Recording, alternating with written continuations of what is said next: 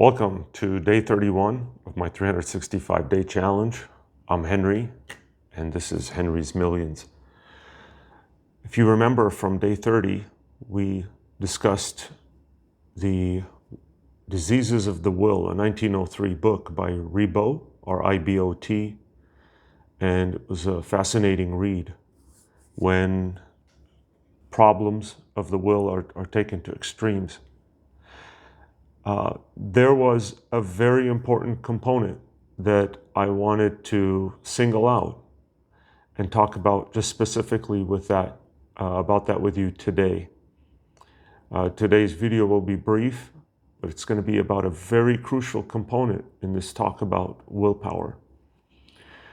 So my previous video emphasized conflict, physiology, and habit, where the author repeatedly insisted that emotion is the primary catalyst and sustaining force of willpower. Emotion, it's the primary driving force.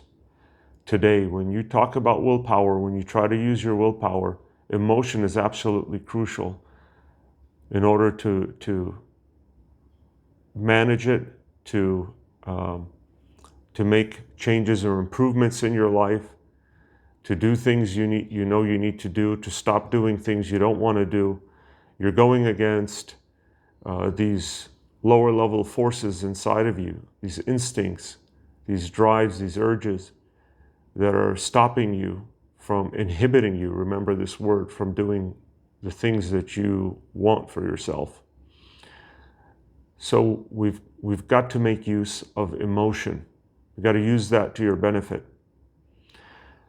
So in his book, in his work, it's not called rationality, but the affective or emotional element that gives volition its energy, its direction, and persistence. Remember, volition, very, very crucial word here. We're talking about willpower. It's just the attention plus the energy. So volition comes into play whenever there's an internal conflict between, your goals and between instincts or things that are, you remember the impulsion and the converse of that, that's stopping you, the inhibition.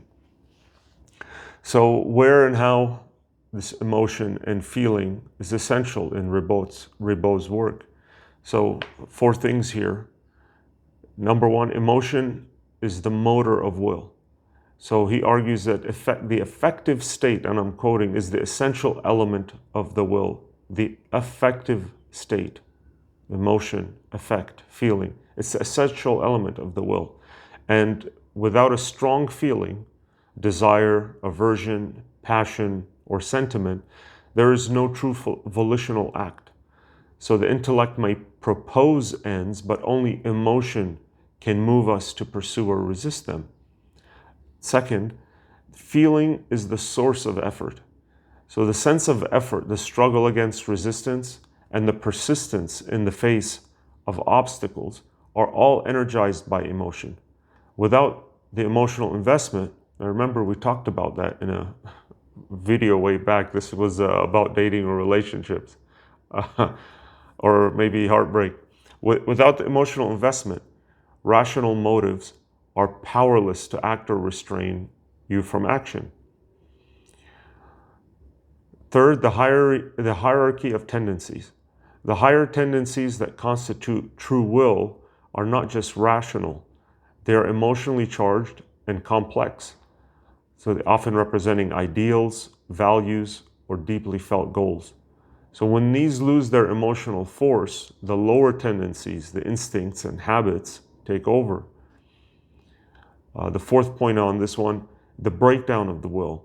So when willpower fails, it is often because the emotional tone supporting the chosen end has weakened or vanished. So in Ribot's words, the individual falls back into the domain of instinct when rational motives are not emotionally reinforced.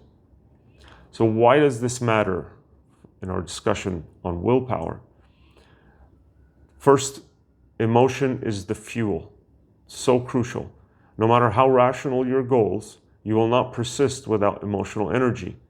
Motivation, desire, and passion are what makes effort possible and sustainable.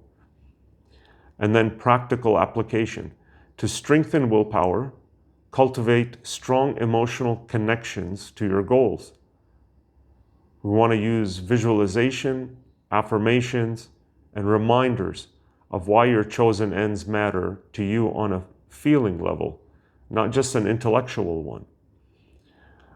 In terms of self-alignment, to strengthen your willpower, we want to cultivate strong emotional connections to your goals. So using visualization, affirmations, reminders of why your chosen ends matter to you on a feeling level, not just an intellectual one.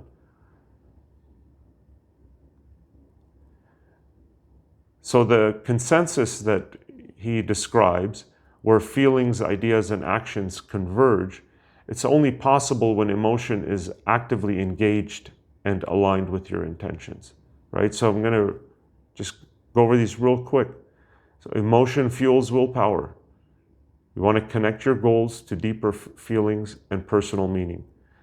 And feeling sustains the effort. Use emotional reminders and visualization for persistence. And rationality needs emotion. So engage both your intellect and passion for lasting self-control.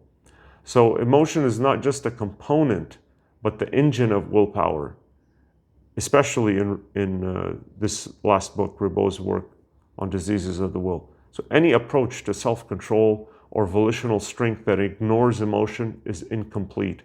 For real, lasting willpower, always start with your feelings.